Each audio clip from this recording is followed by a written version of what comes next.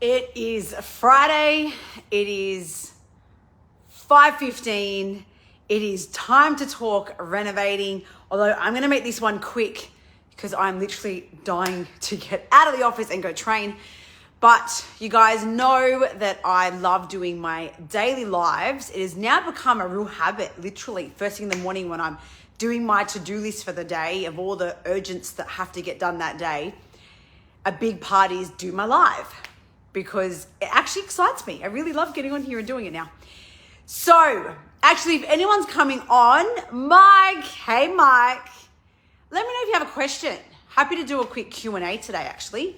Let me know if you got a question, if there's anything particular that you want to know, something that's been on your mind a little bit, something that you saw posted, something that's happening at one of your jobs or a property you're thinking about doing something to.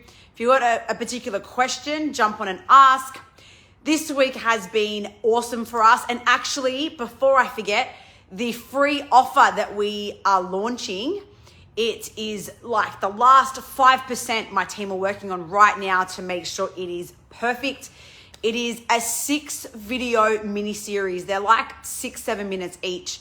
And it walks you through each strategy. So there's 5 key strategies in this particular mini series that I jump into to start giving you some concepts and some ways of thinking possibly different to how you may be thinking now when you walk into a property, when you look at a property, when you look at your own properties.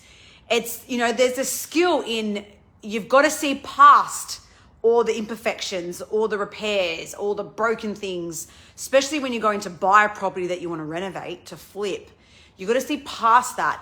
And then if it's a property that you own, you have to see past it being your property or your investment property. And no, I'm a landlord, I don't want to spend money on my property. You'll be amazed how many times I hear that until I have the conversation. And then the landlord says, oh, I didn't know that. Yeah, I'm actually losing a lot of money. Can we have a further conversation?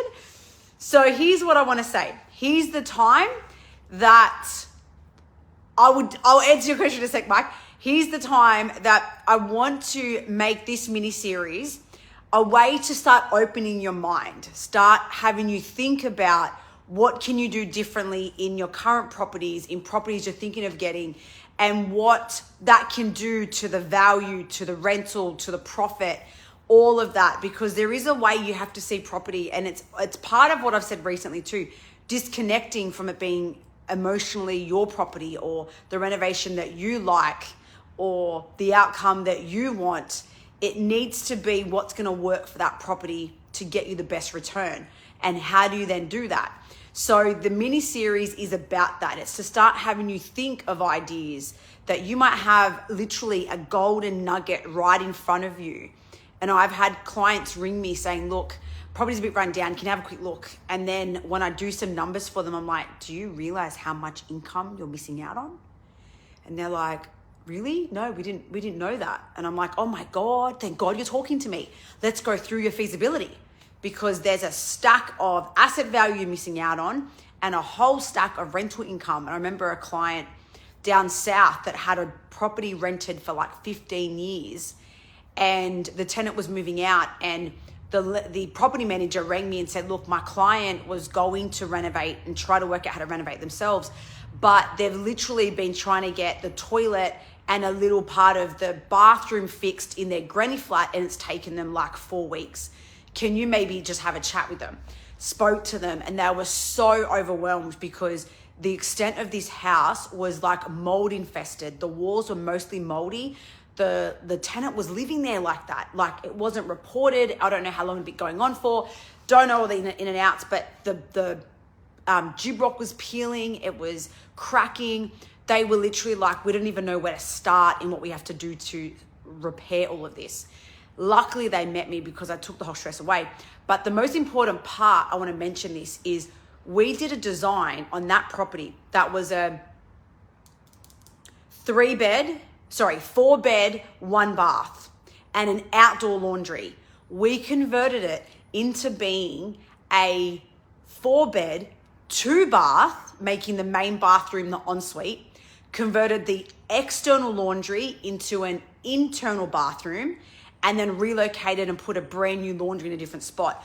Opened up some walls and made the kitchen a whole lot larger. It was tiny and not functional for the space. And then repaired everything so it looked like a brand new home. Their rental went up by like $400 a week or something. It was crazy. And their asset value. But they were not going to do half of that. They were literally just going to repair everything, throw another kitchen and bathroom in and move on. So the strategy is so crucial. All right, let's have a quick look. You're absolute legend, giving away the best advice. Thank you, Mike. Thank you, Mike. Well, look, you know what? It's funny. I've been doing this for like 12 years. And sometimes it's when I do things like this that I realize how much I actually know. And obviously, you know, I come on here to give some content, talk about our free trainings, and help people understand who I am and what I know. But I tell you something, I'm a little bit selfish as well, because two things. When I do lives like this, one, I can be like mentally exhausted 2 minutes before. When I jump on a live and I just start rolling with things that I love, and property is one of my passions. I'll give you guys a little hint. I'm actually going to jump on Insta after this if I hurry up. And I'm going to do a live about goals in Insta on my Instagram, because I've never gone live on Instagram. But it hit me today about some really cool things when I saw my poll photos from my poll showcase, if some of you follow my poll journey as well. So I want to do a little talk about that. So I can be literally like half drained. And you know when people have that like 3-4 o'clock coffee hit, I just have to jump on a live and I'm like, woo, let's go. Just from talking. Funny how that happens. And the more I talk about these strategies and this content, the more I actually get off this and I go to myself, wow, you actually know more in this field than I even give myself credit for or value myself for. So there's multiple reasons why I do all this, and now I just bloody love it. Okay, so keep the same kitchen layout or change it up. Does it add value?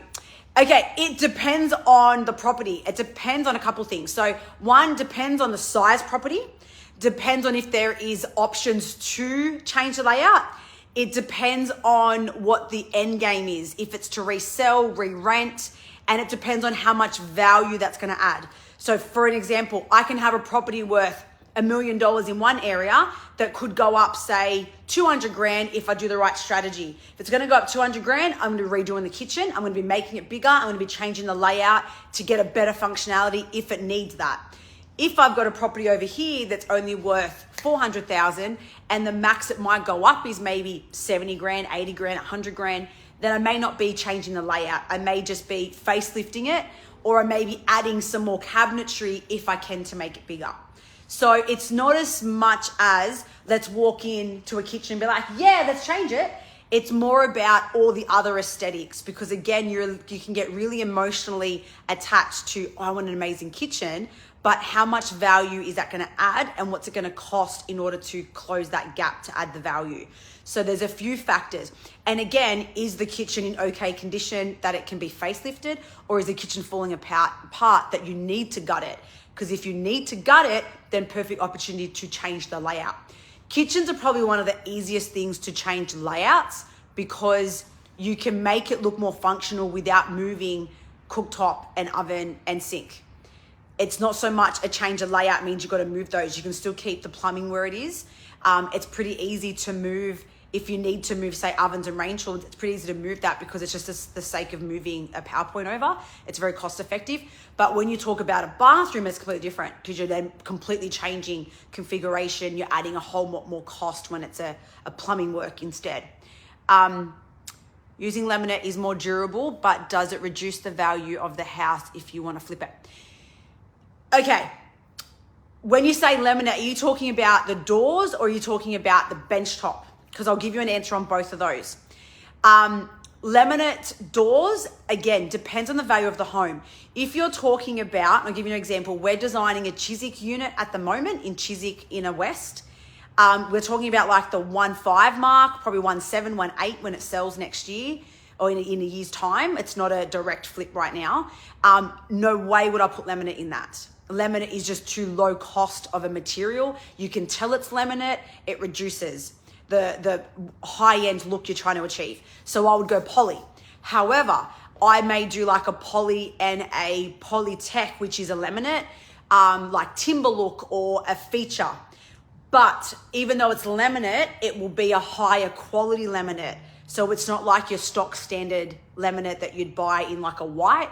So no, I wouldn't put that. However, if it's a laundry, if it's more of a lower value property or a rental, I may put that. So again, it comes down to the value of the home and how much more value your uplift will be. That's the difference. If it's a home that's going to go up 50 grand, you're putting laminate. I've done laminate on a stack of properties when we had minimum margins. If we're talking a property that could go up a couple hundred grand, you're putting poly. Do you need council approval if you only do internal renos?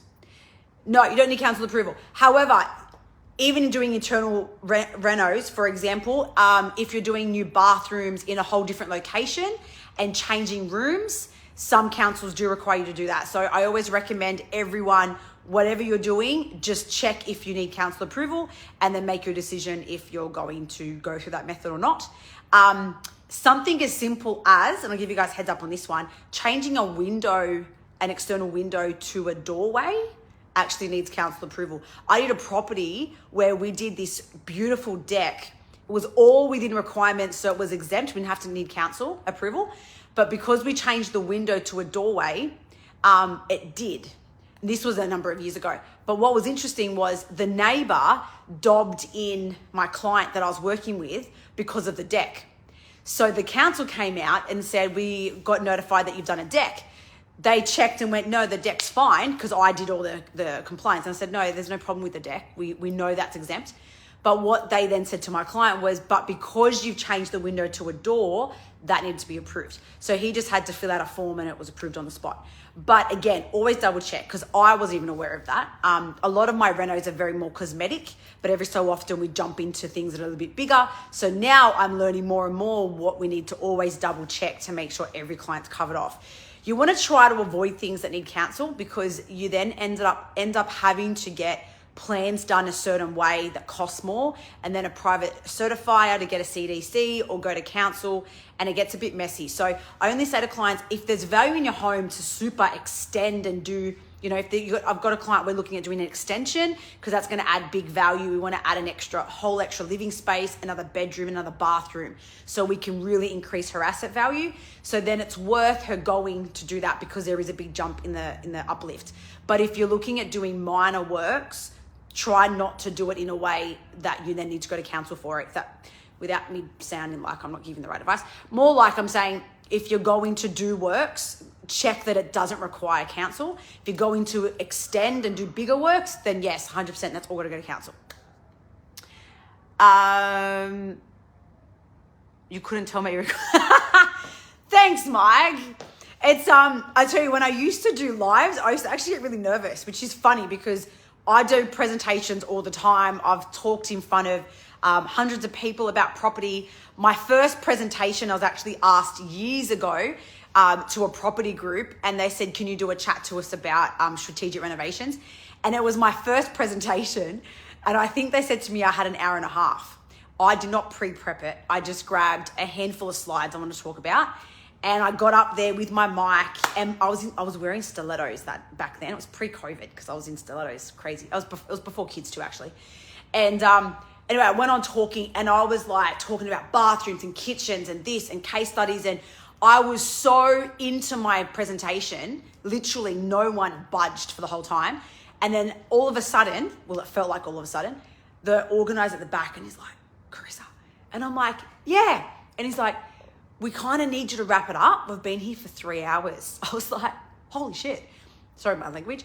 3 hours. And no one had got up to move. No one left. Everyone was like glued to their pen and paper, like immersed in my presentation. But I was there for 3 hours. I had no clue on the time. It was just like in this RSL club. So there was like a stack of tables. I think there was a couple hundred people, but I was just doing my thing. And I'm like, yep, and lost track of time. But it made me get a real good thing for if I've got something really passionate to talk about that I love, and I know I can give value to other people, then I can keep talking about it till the donkeys come home. So thank you so much. And thanks for asking some questions. Kingy, thanks for joining us. I see you're doing an amazing renovation yourself at the moment. You know, another thing with renovating is the fun of things that come up, right? When you don't least expect it. We got a phone call yesterday that one of the guys had drilled into one of the pipes. So my client was like, hey, we kind of have some water coming through. So that was fun. So there was lots of going back and working out how that was all going to get rectified. And I think that's the fun of renovating. And I think that's part of what I said the other day. You've got to flow like water. If something happens and you're too held up on, I come of that happened, how did you do that? And going off at trades, you really don't get far. So literally the trade was ringing the client saying, I'm so sorry. And, at the end of the day, it's like, things happen. What can we do now to rectify it better next time? And what do we do now to fix it right now? Because we need to get this moving forward. So again, everything ties in together with renovating. You got to be reasonable. You've got to be understanding. You've got to flow like water. You've got to be flexible. You also have to have the right team of people that are there to back you, that will pull strings to get to site, to fix something, that will throw in things because you're like, I don't have any more budget. Can you help me with that? We'll do extra things. Everyone looks after each other, but you know that everything's getting done the right way and you're getting an amazing project finished. And at the same time, it's about having fun. My client bought these amazing cookies for everyone. She was showing me again yesterday, all these other cookies that she bought for them too. That's the best thing when they acknowledge that they've done a mistake, when they don't acknowledge it and they try to palm it off.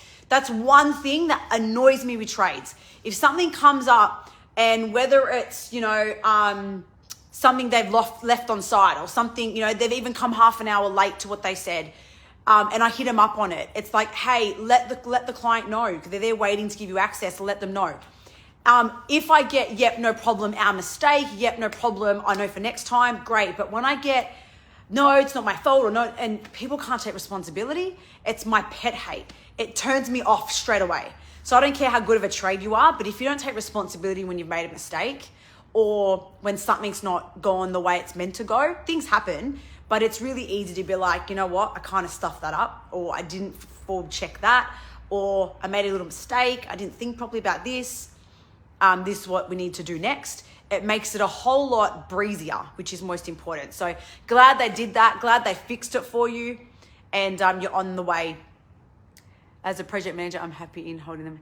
Yeah, and you have to, right? You have to, because sometimes they think it's back on the project manager. Oh, well, you're managing it. It's up to them. If they've made a mistake, they're responsible for it. They need to cover fixing it, and it's up to them to sort it out, not anyone else. So glad that is all getting fixed for you. All right, guys, I'm going to run. I'm going to jump on my Insta. So if you're on my Instagram, I will really quickly jump and do a goal one on there because I have a few things that I want to share with you all regarding a little bit of my fitness self-discovery journey. And so if you're on my Instagram, it's Chris Lobella on Insta. I'm going to do it on there. Otherwise, if you're renovating, if you're loving the things we're putting out, please let me know because I do like to know that the content is valuable, that you guys are learning from it. My video editor said to me today, can you talk a little bit slower? And I was like, how do I do that? I don't know how to talk slower. If I'm excited about my topic, it's really hard to talk slower. And he's like, just talk a little bit clearer too so we can pick up the captions and not have so many mistakes when we edit your reels. I'm like, okay. So I'm trying to do that when I do my lives. So if this is valuable to you, please give me some love. Give me some, yep, loving your staff. Keep going. Give me topics. If there's questions you have, you want me to run through a topic, let me know so I can run it through one of our lives. And our next week's training is Wednesday, 7:30. I'll have my team shoot the link because we have a really cool link sorted now. So you guys can actually see a little bit more about me and what the topic's actually about this week. But we are going to talk about budgets, which I think is the most stressful thing. I mean, I stress about that even designing my clients' budgets. So I can't imagine being the client and their actual money. I mean, I stress about their money. So let's talk about that. And if you need or if you want to have a direct call with me, we have some amazing solutions that we're working with. And at the moment, we're actually doing a free coaching call. So when you jump on with me, it's not just that I talk to you about our solutions. I actually do a coaching call with you. And I think the last client I did it with was a bit like, oh. And I think that was a big gap that he needed to fill was to first understand where he wants to be. So if you want to get that, it's absolutely free, but it's only for limited time. So jump on, click below, or not click, comment below, free training or the free call or both.